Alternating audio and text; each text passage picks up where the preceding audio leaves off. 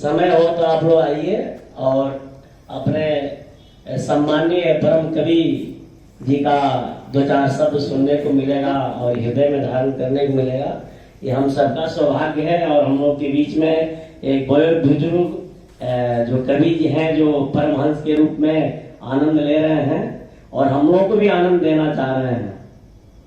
अभ्यंतर क्रम निरंतर आप अभ्यास करते हैं परमात्मा का, और आत्म अनुभव से लेकर के परमात्मा के हर तत्व का परम बोध हो चुका है। और हम लोगों को कुछ आशीर्वाद दे करके और परमात्मा का जो दिया हुआ से जीवन है वो परम प्रकाशित करना चाहते हैं उसको।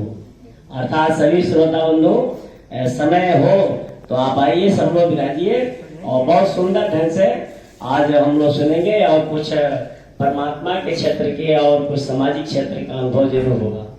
बोले श्री रामचंद्र की, और श्री गुरु महाराज की जय।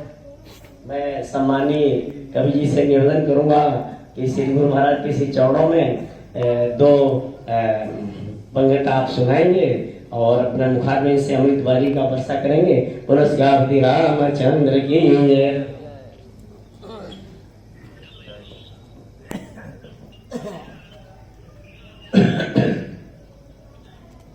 जय गुरुदेव।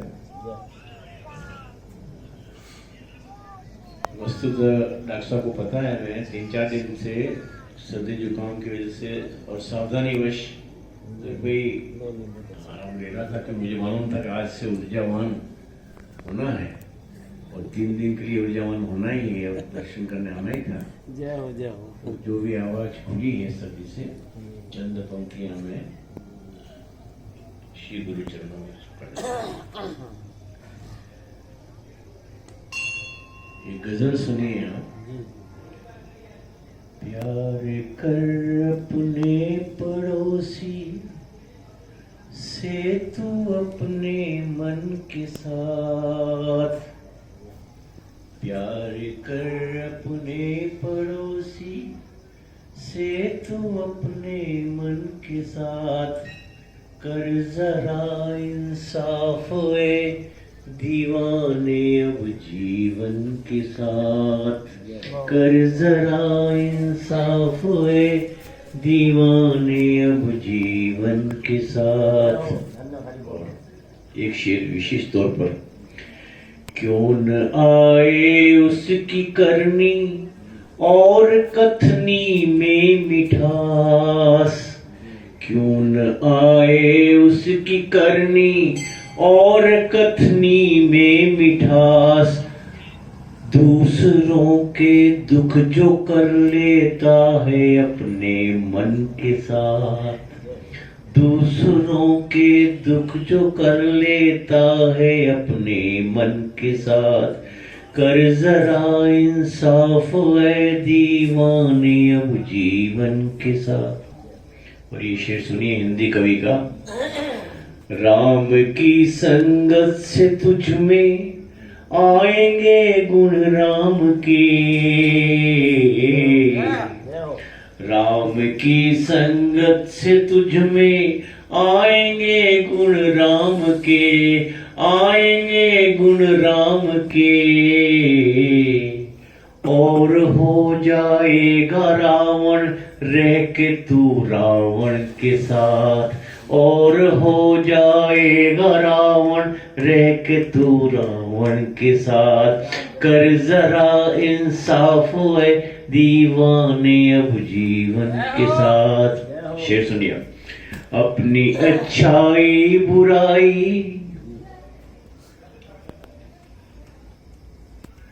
मैं चलिए आगे चलता हूं। संत पैगंबर मसीहा यूं न हो जाता कोई, संत पैगंबर मसीहा यूं न हो जाता कोई, यूं न हो जाता कोई, क्यों? झुक नहीं पाए वो ताजो तख्त के बंधन के साथ, झुक नहीं पाए वो ताजो तख्त के बंधन के साथ, कर जरा इंसाफ दीवाने अब जीवन के साथ। स्वर्ग कहते हैं अपने जननी जन्मभूमि की सर्वजपी करिए सी। स्वर्ग की सूरत हो ये दुनिया तो हमको क्या गर्ज। स्वर्ग की सूरत हो ये दुनिया तो हमको क्या गरज। मरते दम तक हम रहेंगे अपने ही गुलशन के साथ। मरते दम तक हम रहेंगे अपने ही गुलशन के साथ। कर जरा इंसाफ होए दीवाने अब जीवन के साथ। बोलिए जय श्री राम। आचार्य हरीश जी ने बहुत अच्छी कविता सुनाई। कविता के जो बोल थे बड़े सुंदर बोल थे। तो ये बोल अपने आप को संबोधन दे रहे थे, अपने मन को संबोधन दे रहे थे कि अपने जीवन के साथ में इंसाफ होना चाहिए, न्याय होना चाहिए। यह है प्रत्येक व्यक्ति के साथ में, प्रत्येक जीवनधारी जीव के साथ में, विशेषकर मनुष्य के साथ में जिसको भगवान ने बुद्धि विशेष दी है, उसके लिए वो अति आवश्यक है कि न्याय करे। किसके साथ में? अपने साथ में। दूसरे के साथ में न्याय करना बड़ा सहज है और अपने साथ में न्याय करना बहुत कठिन है। अपने साथ में जिसने न्याय कर लिया वह इस जग से, इस संसार से अलग हो गया। जैसे गौतम बुद्ध, उन्होंने अपने साथ में न्याय कर लिया कि भाई क्या है, कौन है। जो हमारे वन में तपस्या करने वाले ऋषि मुनि, उन्होंने न्याय कर लिया। न्याय किसके साथ में करना है? अपने साथ में करना है। अपन कौन है बस यही जानना है, यही पाना है।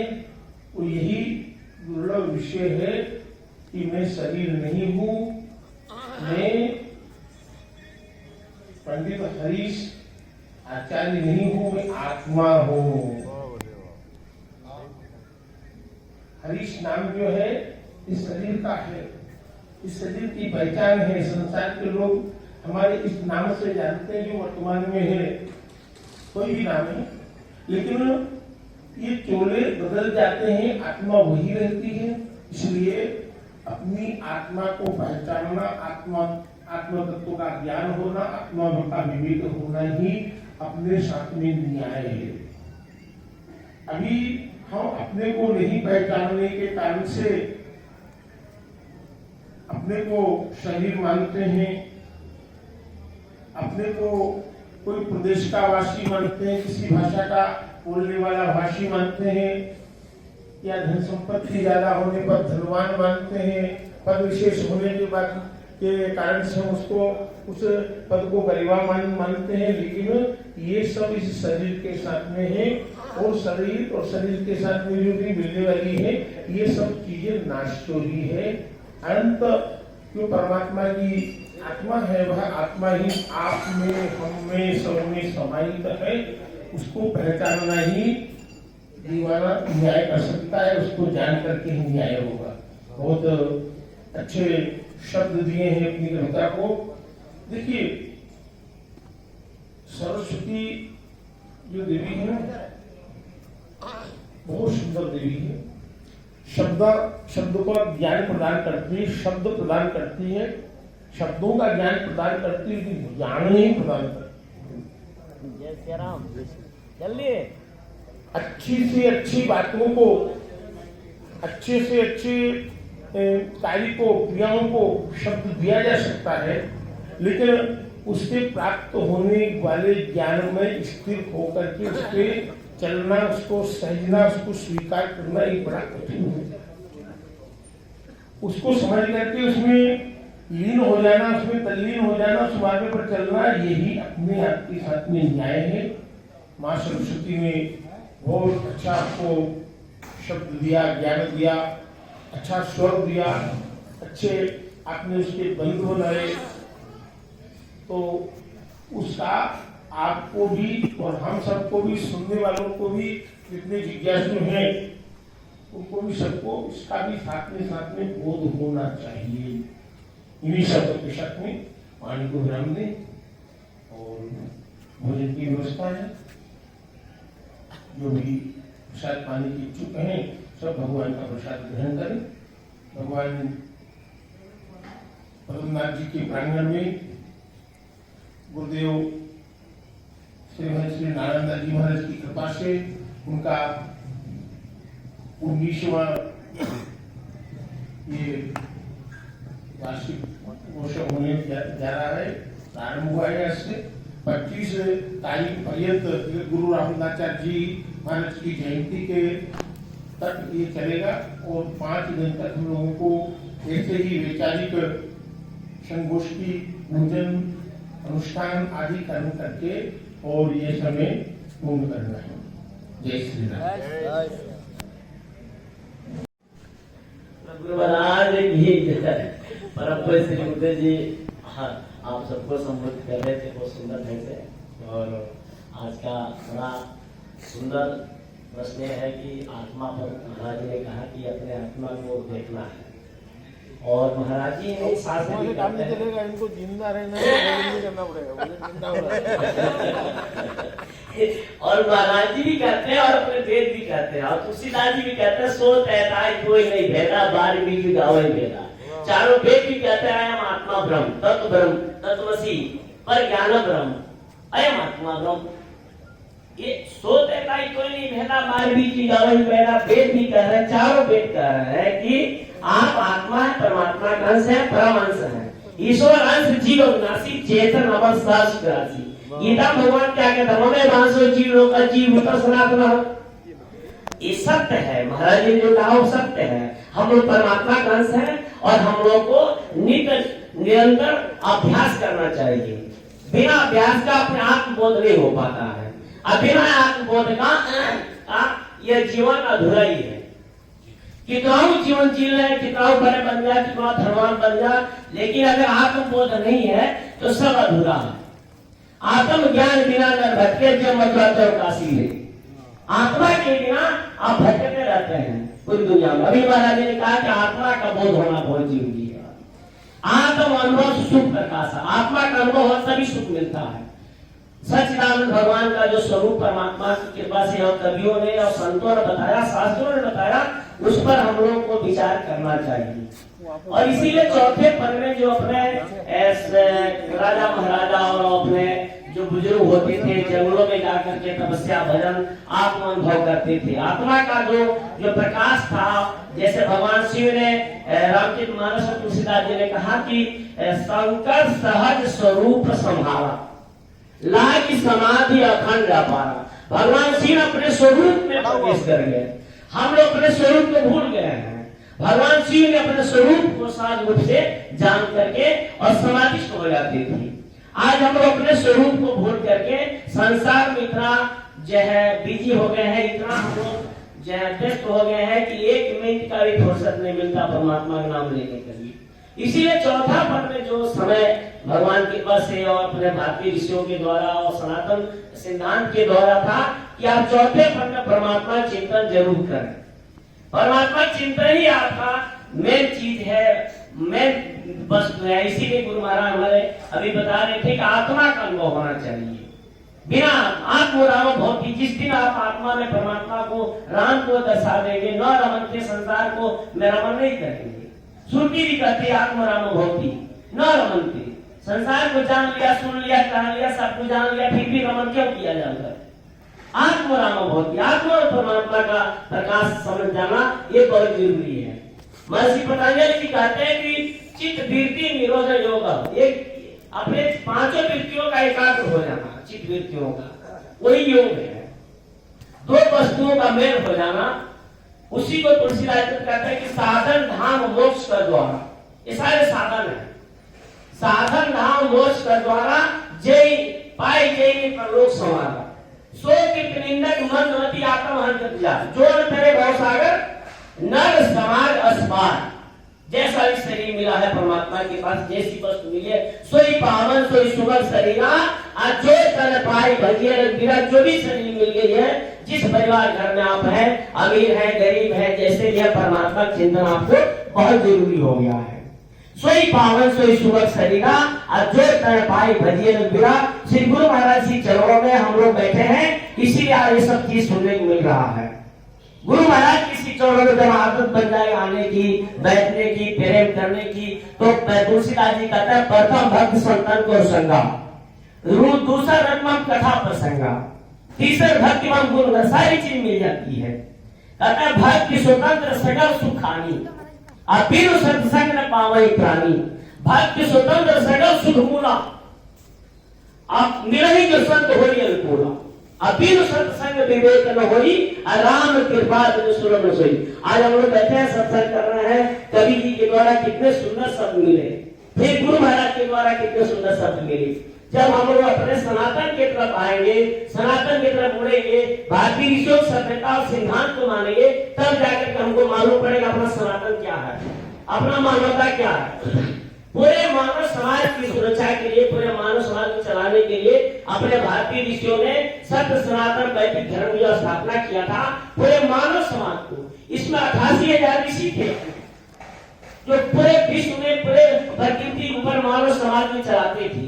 मनुष्य मनुष्य को न माने, मनुष्य मनुष्य को न कष्ट दे, इसलिए अपने भारतीय ऋषियों ने, 88,000 ऋषियों ने ये बहुत बड़ा अपना एक व्यवस्था था सनातन का, जो पूरे विश्व में था। आज अपना मानव जीवन संकट में आ चुका है। मनुष्य मनुष्य को मारने के लिए तैयार हो गया है। मनुष्य मनुष्य के लिए बड़े बड़े बम, बड़े बड़े हथियार बना दिया है।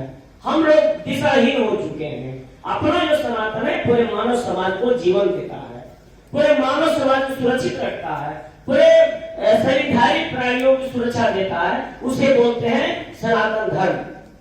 और वो किसी का भेदभाव नहीं करता है। अपने 18 पुराणों में, 6 शास्त्रों में और 4 वेदों में किसी धर्म का नाम नहीं आया है। किसी धर्म का हम विरोध नहीं करते, किसी धर्म से हमारा कोई लेना देना नहीं है। हम केवल मानवता और इंसान को जानते हैं कि जीवन कैसे जीना है, जीवन कैसे जीना है और दूसरे को जीवन जीना और जीने देना है। ये हमारा मुख्य उद्देश्य होता है अपने सनातन धर्म का। अपने भारतीय ऋषि बड़े सुंदर सुंदर सुंदर ढंगों से अपने 18 पुराणों को रचना किया है, अपने वैदिक शास्त्रों को रचना किया है, ताकि पूरा मानव समाज संगठित रहे, व्यवस्थित रहे और पूरा जीवन पूरे उपकार के रूप में रहे। परहित सहित धर्म नहीं भाई, अपर पीराम नहीं समाधमाई। जब आप रामचरितमानस को पढ़ेंगे तो उसमें लिखा हुआ है कि परहित सहित धर्म नहीं भाई, पर पीरासम नहीं अधमाई। जननी समझानी पर नारी। देखिए कितना सुंदर बाबा जी लिखते हैं कि जननी समझानी पर नारी, धन पराध विष्ठे भारी। यानी माँ के समान दूसरी महिलाओं को जो हम मानेंगे तो ये सनातन करता है। और दूसरा धन को जहर के समान मानना चाहिए। अपने रामचरितमानस में अपने सनातन संतों ने जितना सुंदर ढंग से लिखा है, ऐसा किसी भी शास्त्र में नहीं है। अपना धर्म उत्तम धर्म है, जिसको सनातन बोलते हैं, सब सनातन वैदिक धर्म बोलते हैं। आप लोग आज गुरु महाराज जी चौरों में है, कवि जी है, और 25 तारीख तक आप लोग बहुत सुंदर ढंग से बहुत सारी चीजें सुनेंगे। समय मिले तो आना, और लॉकडाउन भी चल रहा है। गुरु महाराज का आदेश है कि ज्यादा कुछ भीड़ नहीं लगाना है, ज्यादा कुछ ऐसा नहीं करना है, लेकिन फिर भी थोड़ा जो आए साल करते हैं जय श्री नारायण जी महाराज के उपलक्ष्य में, वो तो करना ही पड़ेगा।